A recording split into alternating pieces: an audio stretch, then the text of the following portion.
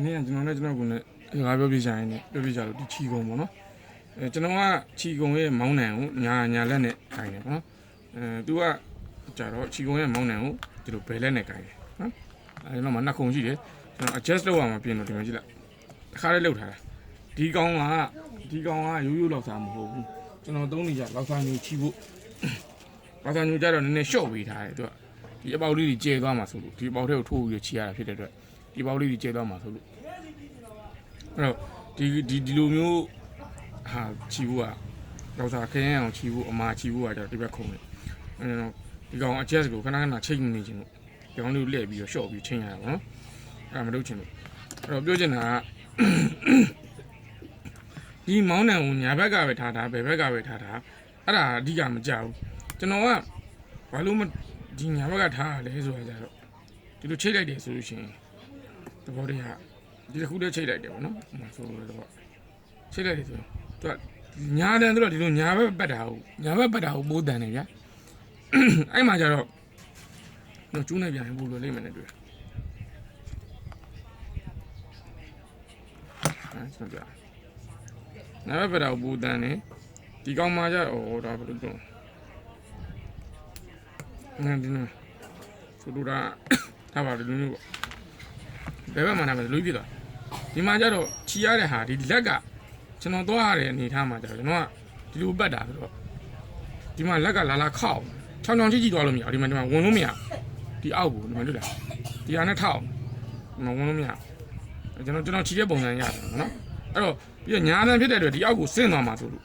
ဟိုဘေးရတော့သူကအဲ့လိုချီနေကြဆိုတော့ကျွန်တော်ကတော့သူကတော့ okay တယ်နော်အစားရောက်ဆိုရင်တော့ကျွန်တော်တို့တိုင်းချီတယ်ဗျာဒါပေမဲ့ကျွန်တော်ကဓာတ်ကြီးနဲ့ကြာဒီလိုထောက်နေလို့ခံစားဒီမှာကြတ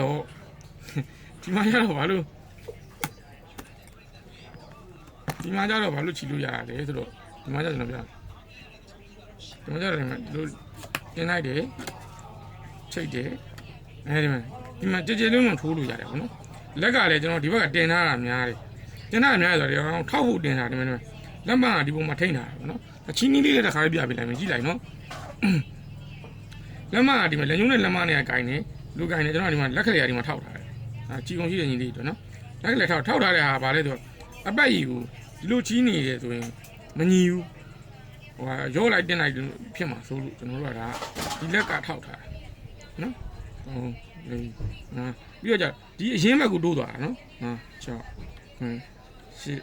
9 10နော်အရင်ဘက်ကိုတိုးသွားမှလားလင်းသူကဆွဲတဲ့အခါမှာဟာစီဖြစ်နေမှာပေါ့နော်ဒါတော့နှစ်ထုံးနေကျွန်တော်ကတော့နော်ပြီးရင်ကျွန်တော်ဖြစ်တယ်ပြမယ်ဘာကြောင့်မလို့ဆွဲရတာလဲဆိုတာဟာလေးပြပေးမယ်နော်တို့ကြည့်လိုက်ဒီလူမျိုးဆွဲလိုက်တဲ့အခါမှာဒီကြားထဲမှာမကြမ်းမနေခဲ့အောင်လို့ကြမ်းမနေခဲ့အောင်လို့နော်အဲ့လိုမျိုးလေးသူကပြောချင်တာဗျာဘယ်ဘက်ကနေပဲချီပြဿနာမရှိဘူးနော်ဒီကောင်ကိုညာဘက်ကထားတာဘယ်ဘက်ကထားတာပြဿနာမရှိဘူးဒါပေမဲ့လို့အရင်ကိုတိုးသွားနော်ဒီဘက်အရင်တော့ဒီလောက်စားအိမ်ဘက်အကျန့်ကိုတိုးသွားနော်ဖြည်းဖြည်းချင်းဒီညာလောက်ကနေစယူတယ်ပြီးရင်တိုးမယ်ညာဘက်အကျန့်ကိုတိုးသွားမှာနော်အဲ့လိုလေးတိုးသွားရင်ဒီကဒီဘက်ကိုတိုးသွားဘူးပဲတိုးတာနော်တိုးသွားတယ်ဆိုလို့ရှိရင်ဟိုစီထားတာလေးစီလေးလေးဖြစ်သွားတယ်ဗျာတက်ရဲလေးလေးဖြစ်သွားတယ်ဟုတ်ကဲ့နော်ဒါမှမဟုတ်ဘယ်လောက်တက်ရလဲစီလေးပေါ့နော်လို့လေးဖြစ်သွားတယ်ဒီမှာလည်းမဟနေတော့ကြားထဲမှာလည်း၄ပေါက်ကြံမနေတော့ဘူးနော်အဲ့လိုလေးချီပါဒါလေးကကျွန်တော်နားလေတဲ့လောက်လေး sharing လုပ်ပြတာပါဘယ်လိုကို့မှာအဆင်ပြေထားတယ်တူးလည်းအပြစ်ခံနေဟိုမှာ100ကျော်လောက်ရတယ်ဆိုရင်လေ